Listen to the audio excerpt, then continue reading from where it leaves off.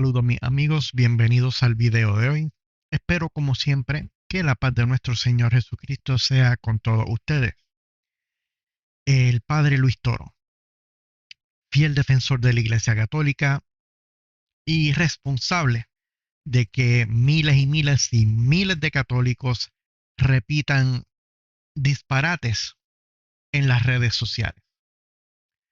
Este señor tiene muchísimos videos, como nosotros sabemos, donde lleva personas a debatir con él, personas con poco conocimiento de las escrituras, y lo hace a propósito para él sobresaltar, ¿no? Le da una pequeña exposición, luego él toma el último turno y empieza a hacer sus argumentos fuera de contexto, eh, exponiendo a la otra persona, y ahí se termina el debate, ¿no? Son debates eh, prefabricados ya para él enaltecer su figura y no tener ningún tipo de refutamiento a los disparates que él dice. Y en el día de hoy vamos a estar viendo uno de los disparates o blasfemias más grandes que este señor ha dicho. Así que vamos a pasar al video y lo vamos a ir examinando poco a poco porque es un video de 6 minutos. Empezamos. Voy a terminar. Cuando ella se presta para ser la madre del Salvador, ella pasa a ser la esposa de Dios. Cuando ella se presta para ser la madre del Salvador, ella pasa a ser la esposa de Dios. Y mire la cara que pone. Mire, él sabe que está diciendo un disparate. Él sabe lo que está diciendo. Pero lo dice porque a él no le importa. Él está diciendo que María es la esposa de Dios, mi amigo. Que María es la esposa de Dios. Pero se pone peor. Se pone peor. Vamos adelante. Vamos a seguir. Que esto a los protestantes le cae como agua fría encima. Pero que yo quiero mostrarles con la Biblia. Según dice San Lucas capítulo 1, versículo 30 y bueno, del 30 en adelante. Usted va a ver cómo la Biblia viene a decir que Dios se enamoró. Dios puso los ojos en ella. Que Dios se enamoró, mi amigo. Él dice que la Biblia dice que Dios se enamoró de María. Esto es increíble. Esto es increíble. Y vamos a ver ahora los supuestos versículos donde él alega que Dios se enamoró de María. ¿Por qué nosotros decimos que María es la esposa de Dios? Y los protestantes dicen, ¿cómo se le ocurre? Es una blasfemia. Dios no tiene esposa. Eso no puede existir. Eso no lo dice la Biblia. La Biblia dice que Dios sí tiene esposa. No, este cura está loco. Si yo no supiera que está en la Biblia, no le diría a ustedes que la Biblia habla de que Dios ha querido tener esposa. Y está en la Biblia. Que Dios ha querido tener esposa y que está en la Biblia. Mire con la seguridad que él afirma su blasfemia, su mentira. Es que esto es increíble, con la seguridad que él imparte esa falsa doctrina a las personas y las hace repetir. Usted ve por las redes, por los medios, miles y miles de personas repitiendo estos disparates. Pero miren, vamos al versículo. Ahora él pasa a dar el versículo donde él afirma que María es la esposa de Dios y que Dios ha querido tener esposa. Miren esto. Y está en la Biblia. Miremos primero lo que dice San Lucas 1, 30.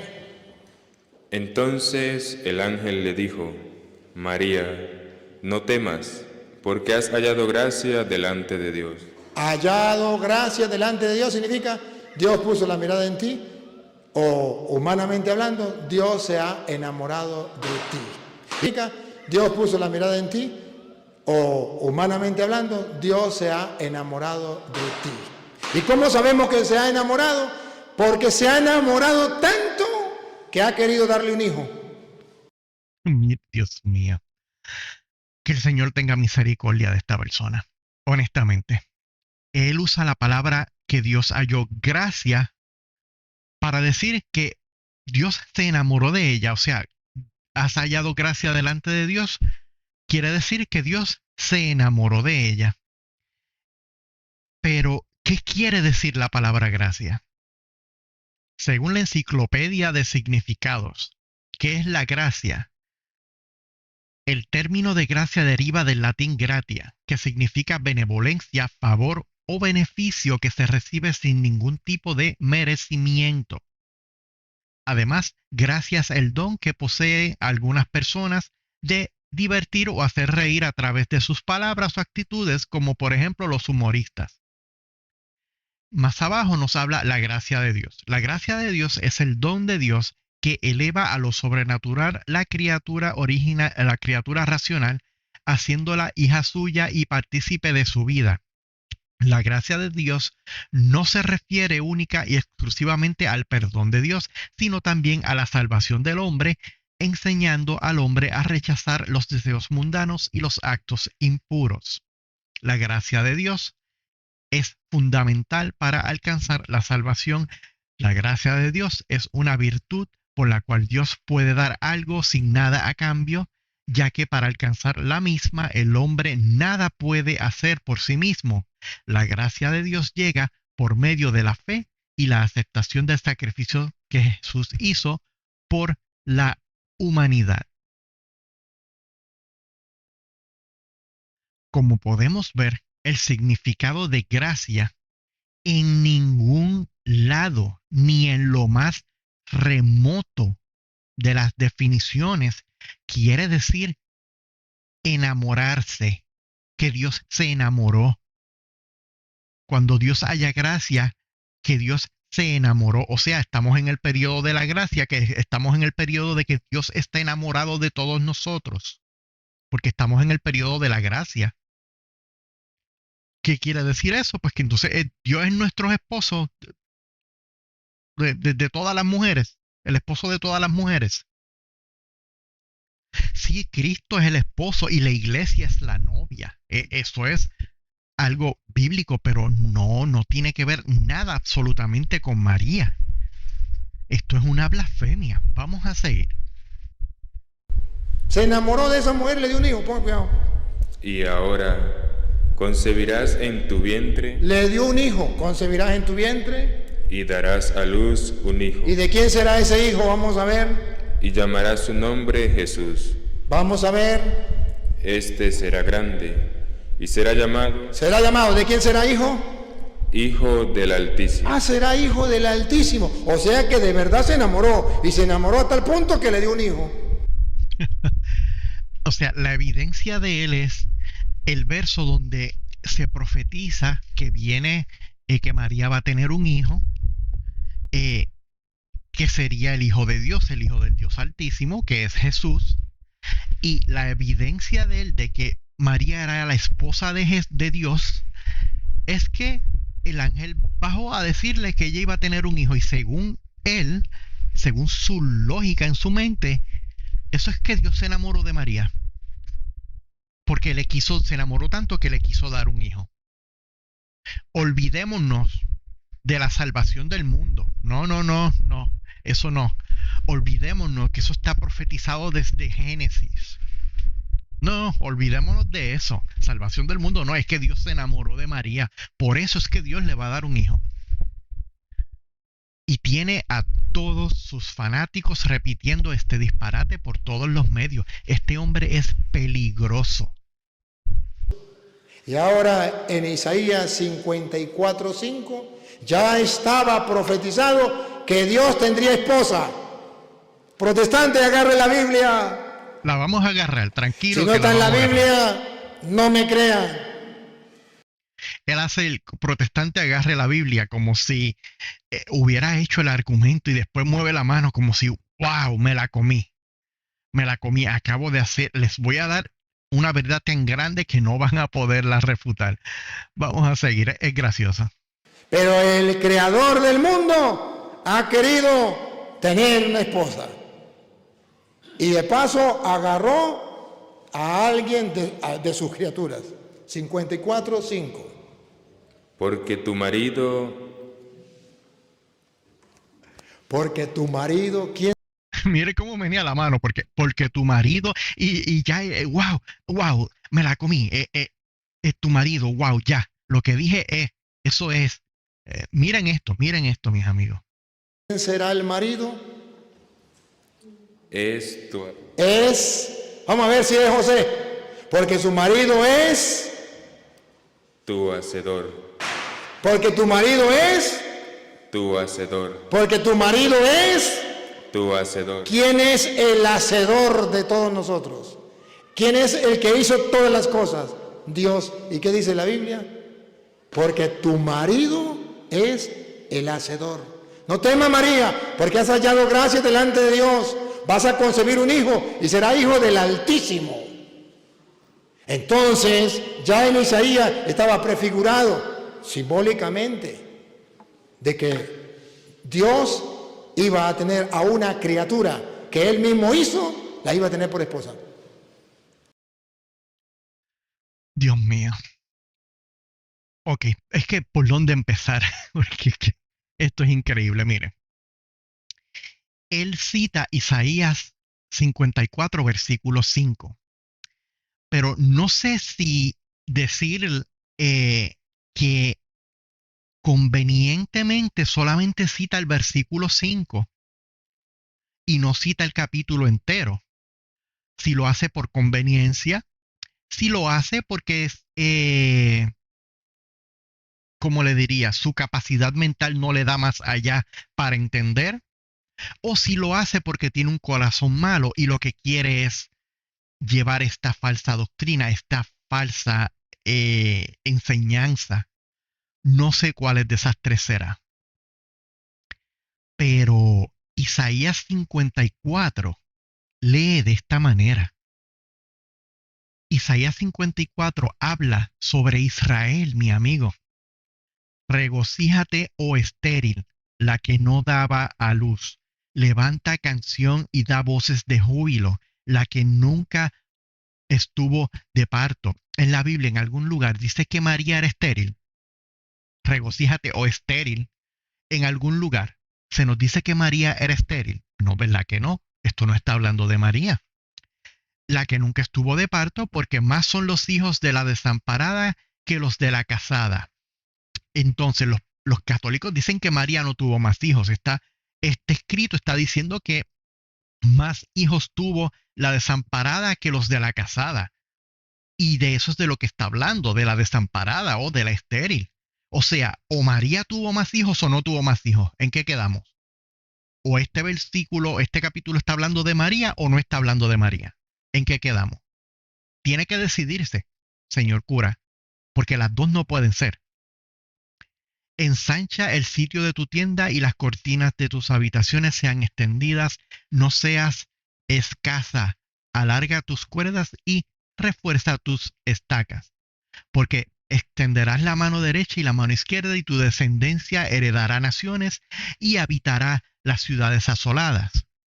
Nuevamente está hablándole a esta persona y tendrá descendencia. Le voy, repito la pregunta, ¿María tuvo más hijos o no tuvo más hijos? Porque los católicos dicen que no. Ahora vamos al versículo que él nos cita. No temas, pues no serás confundida, y no te avergüences, porque no serás afrentada, sino que te olvidarás de la vergüenza de tu juventud, de la afrenta de tu viudez, no tendrás más memoria, porque tu marido es tu hacedor. Jehová de los ejércitos es su nombre, y tu Redentor, el Santo de Israel, Dios de toda la tierra, será llamado.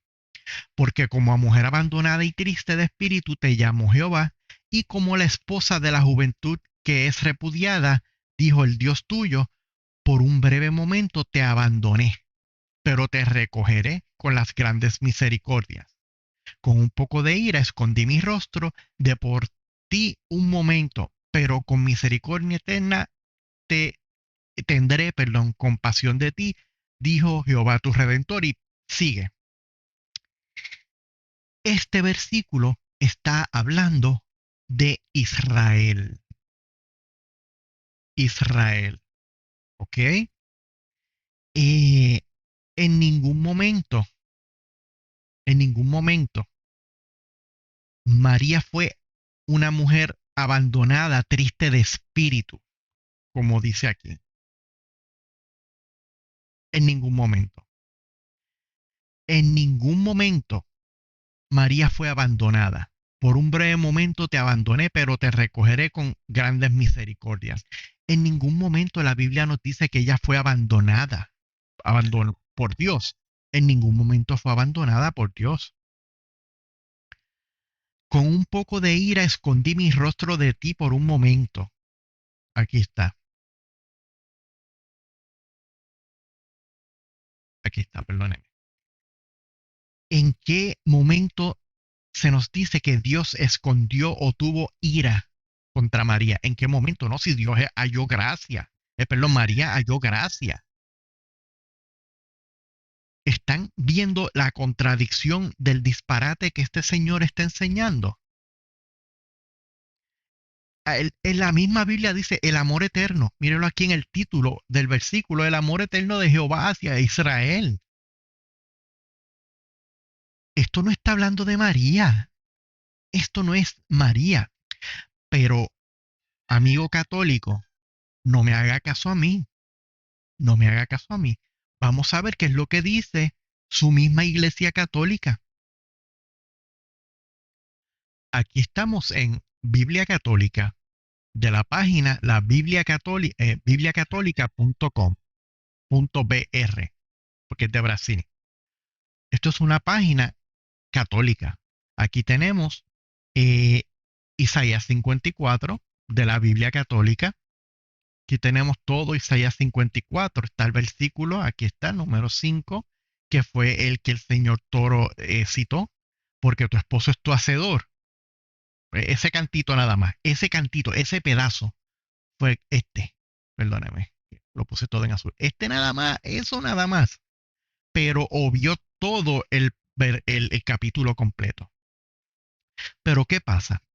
Esta es la Biblia Católica, esto es de la bibliacatólica.com, esto es de una página católica.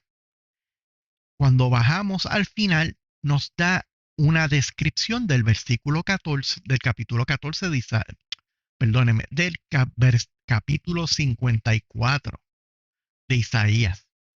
¿Y qué es lo que nos dice?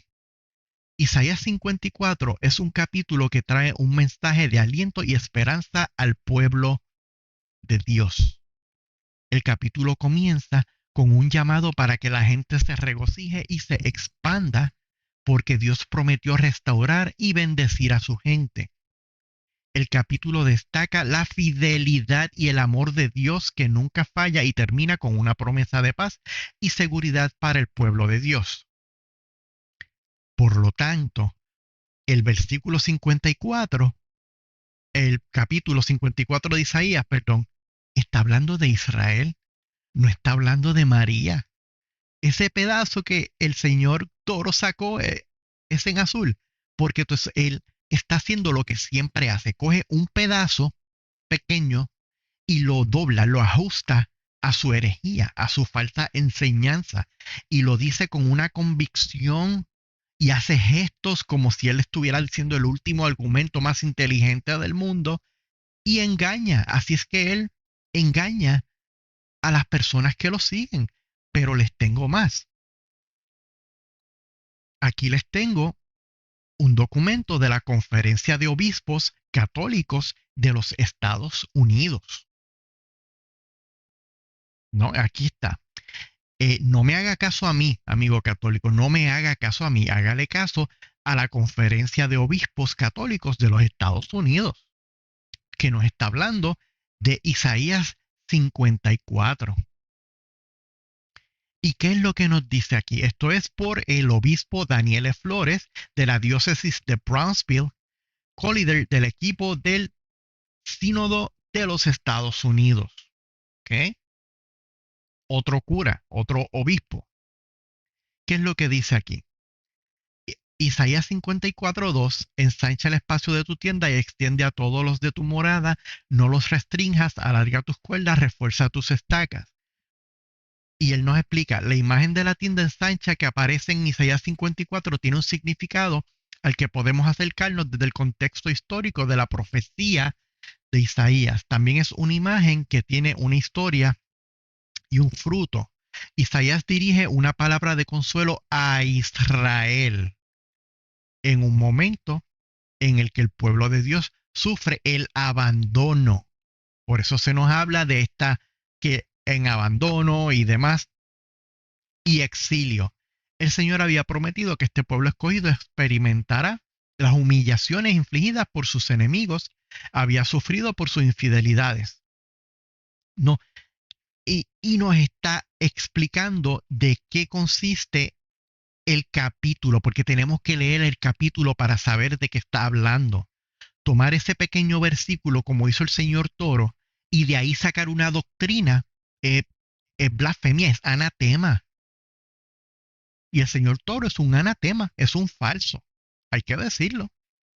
Pero, bien, y como si fuera poco, vamos a traer aquí la página alsolab.org.ar, el, el Arzobispado de La Plata de Buenos Aires, Argentina. La Gran Catequesis Pascual de la Iglesia. Y aquí tenemos una explicación de Isaías 54. Y para ser más exacto, nos habla de 54:5, el mismo versículo que el señor Toro trajo y desvirtuó completamente la información. Pues aquí lo tenemos. Míralo aquí. La cuarta lectura, Isaías 54:5.